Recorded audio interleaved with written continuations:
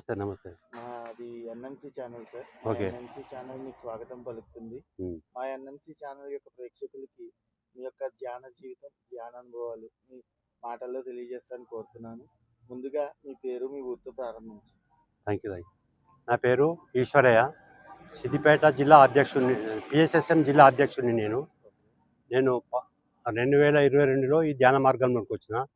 ముందుగా బ్రహ్మర్షి పితామహ పత్రిజీకి నాకు ఈ ధ్యాన మార్గాన్ని, ఆత్మజ్ఞానాన్ని అందించిన బ్రహ్మర్షి పితామహ పత్రిజీకి నా యొక్క ఆత్మ ప్రణామాలు తెలుపుకుంటూ నా యొక్క 2-3 అనుభవాలు చెప్తున్నాను. నేను 2020 ధ్యానంలోకి ఎలా వచ్చారు?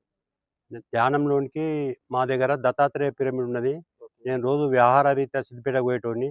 తవ్వలే ఉన్నది కాబట్టి అక్కడ అక్కడ బైకులు మంది కనపడితే అక్కడ పోయి ఏం జరుగుతుందని చూస్తే అక్కడ ధ్యానం గురించి చెప్తుంది. ధ్యానం గురించి చెప్తుంటే నేను పోయి 2 నిమిషాలు కూర్చున్నా. అయితే నాకు కొంచెం క్లాసు భూపతిరాజు సార్ ఇచ్చిండు నా క్లాసు ధ్యానం గురించి. అందులో నేను ధ్యానంలో ఒక 20 నిమిషాలు కూర్చున్నా. నాకు ఆనందం అనిపించింది. ప్రతి గురువారం నాడు అక్కడ జరుగుతుంది కాబట్టి నేను వ్యవహారాలన్నీ విడిచిపెట్టి ప్రతి గురువారం అక్కడికి అక్కడ పోయి ధ్యానం చేసుకుంది. ఆ విధంగా నాకు ధ్యాన పరిచయం అయింది. నేను 2022లో వచ్చిన. నాకు భూపతిరాజు సార్ గారు నాకు జిల్లా అధ్యక్ష పదవిని ఇచ్చిండ్రు ఇన్ఛార్జిగా. నా యందున్న సేవాభావకంను చూసి ఆయన ఇచ్చినందుకు ఆయనకు ఎప్పటికీ కృతజ్ఞుడిని నేను. మీరు ధ్యానంలోకి వచ్చిన తర్వాత మీరు మొట్టమొదటి మీలో వచ్చిన మార్పు కానీ అనుభవం కానీ మా ఛానల్ యొక్క ప్రేక్షకులు పంచుతారని కోరుతున్నాను. నాలో వచ్చిన మార్పు ఏంటంటే నేను ఒక ఉన్న స్థాయి నుండి ఉన్నత స్థాయికి వచ్చిన. నాలోని మార్పు నాది నేనే గమనించుకున్నా. ధ్యానం చేసుకున్నాక నేను ధ్యానం చేయకముందు ఎట్లున్నా, చేసినాక ఎట్లున్నా నేను. వ్యవహారిత నాలో కోపము, కరుణ లేకుండే, ప్రేమ లేకుండే, ఇవన్నీ లేకుండే. ఇప్పుడు నేను ధ్యానంలోకి వచ్చినాక వ్యవహారం మొత్తం త్యాగం చేసి ఇందులో దిగిందంటే నాలో మార్పు నాది నేను గమనించుకుంటున్నాను. అంటే మీరు ధ్యానం రాకముందు మీకు కోపం ఉంది అంటున్నారు కాబట్టి, అంటే ధ్యానం రాకముందు మీరు ఏమైనా నాన్ వెజ్ తినేవారా? నాన్ వెజ్ నేను వైశ్యులం కాబట్టి మొదటి నుంచి నాకు నాన్ వెజ్ అలవాట్లేదు. Very good, very good. కానీ మరి ఆహారంతో వ్యవహారం అంటున్నారు కాబట్టి మరి అప్పట్లో మీకు నాన్ వెజ్ అలవాటు లేకపోయినా ఎందుకని అంతలా కోపం ఉండేది? అది వ్యవహార రీత్యా ఎవరైనా పైసలు ఇచ్చేది ఉన్నా, వ్యవహారంలో లేకపోతే చిన్న పొరపాటు జరిగినా ఆ కోపం వ్యవహార రీత్యా ఉండే. తర్వాత ఏ ప్రాణి మీద కూడా ప్రేమ లేకుండే. నాకు ఇంట్లోకి వచ్చినాక ప్రతి చిన్న ప్రాణి మీద కూడా నాకు కరుణ, దయ అనేది ఏర్పడుతుంది ధ్యానం ద్వారా. మీరు ఇప్పటి వరకు ఎన్ని పిరమిడ్లు చూసారు? ఈ పిరమిడ్ కాకుండా కడతాల్, కైలాసపురి కాకుండా ఏ పిరమిడ్లకు వెళ్ళారు? ఎక్కడెక్కడికి వెళ్ళారు? నేను ప్రతి సంవత్సరం వశిష్ఠ గౌతమి రాజమహేంద్రవరము, తర్వాత కాస్మిక్ వ్యాలీ, తర్వాత వైజాగ్ అక్కడ అది పిరమిడు, మన ఇక్కడ అక్కడ ప్రతి సంక్రాంతికి అక్కడికి వెళ్ళిన.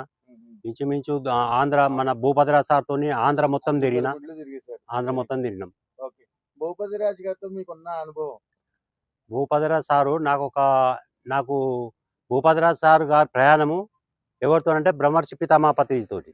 నా ప్రయాణం భూపతిరాజు సార్తో. భూపతిరాజు సారుకు పత్రిజీతో తిరిగితే ఎంత అనుభవం ఉన్నాయో నాకు భూపతిరాజు సార్తో తిరిగితే నాకు అటువంటి ఆత్మజ్ఞానం కలిగింది, అటువంటి అనుభూతి చెందిన నేను ఆ సార్తో.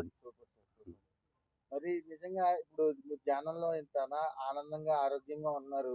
ఇప్పుడు కొత్త వాళ్ళకి ధ్యానాన్ని పరిచయం చేయాలంటే మీరు ఏమని చెప్పి పరిచయం చేస్తున్నారో మీ మాటల్లో తెలియదు. మొదలు నేను వచ్చిన తీరును, నా ఆనందాన్ని వాళ్ళకి చెప్తా. ధ్యానం వల్ల నాకు ఇటువంటి అనుభూతులు వచ్చినాయి.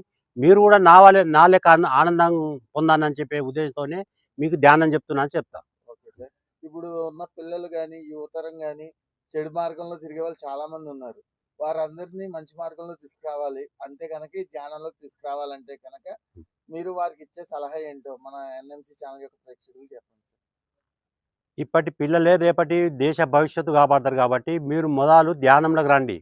ఫస్ట్ ధ్యానానికి ప్రిపరేషన్ ఇవ్వండి. స్టూడెంట్స్ ప్రతి స్కూళ్ళల్లో, మా దగ్గర స్కూల్, హై స్కూల్ ఉన్నది, అక్కడ చెప్పిన సప్తాహ పెడతాం సార్.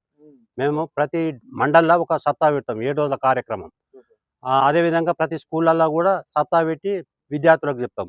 మా యొక్క అనుభవాలు చెప్పి వాళ్ళని కూడా మారమని చెప్తాం. మరి ఇంకా ఆఖరి ప్రశ్న, ఇప్పుడు ఇది చాలా చోట్ల జరుగుతుంది. చెట్లు నరికేసి పొలాల్ని చెట్లు నరికేసి బిల్డింగులు కట్టడం, హ్మ్. పొలాలనేమో చెరువులుగా మార్చడం లాంటివి జరుగుతున్నాయి కదా! హ్మ్. వాటి మీద మీ అభిప్రాయం ఏంటో మీ మాటల్లో తెలియజేస్తారు. మేము వాళ్ళకు చెప్పేయన్నీ చెప్తున్నాం. ఇప్పుడు శాకాహార ర్యాలీలు తీస్తున్నాంగా, మీరు శాకాహార ర్యాలీలు తీస్తే వాళ్ళేమైనా మారుతారా? ఎవరు మారరు గదా! మీరు జెప్తే అంటే వాళ్ళు ప్రశ్న ఏస్తారు. అంటే ఇప్పుడు ఇలా ఈ ర్యాలీలో వచ్చినోళ్ళందరూ మారినోళ్ళే. హ్మ్. మీరు గూడా ఒకప్పుడు మారుతారు.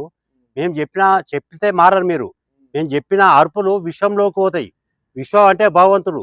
ఆ భగవంతుడు మిమ్మల్ని మారుతారు. యెస్. కానీ మేము మార్చేతందుకు రాదు. మా మా పని మేము పత్రిక ఏం చెప్పిండంటే మీరు చెప్పే బాధ్యత మీరు మీ జే చే చెప్పే ధర్మత మీది. అంతే. అది చెప్పి ఇడిచిపెట్టండి అంతే. అంతే. అది ప్రకృతి చూసుకుంటదని చెప్పింది. అవును. Okay sir. ఓకే. మరి మీ విలువైన సమయాన్ని మా ఛానల్ వరకు కేటాయించి మంచి అనుభవాలు, మంచి సందేశాలు అందించినందుకు ఎన్ఎన్‌సి ఛానల్ తరపు నుంచి ధన్యవాదాలు sir. Thank you sir. Thank you. Thank you.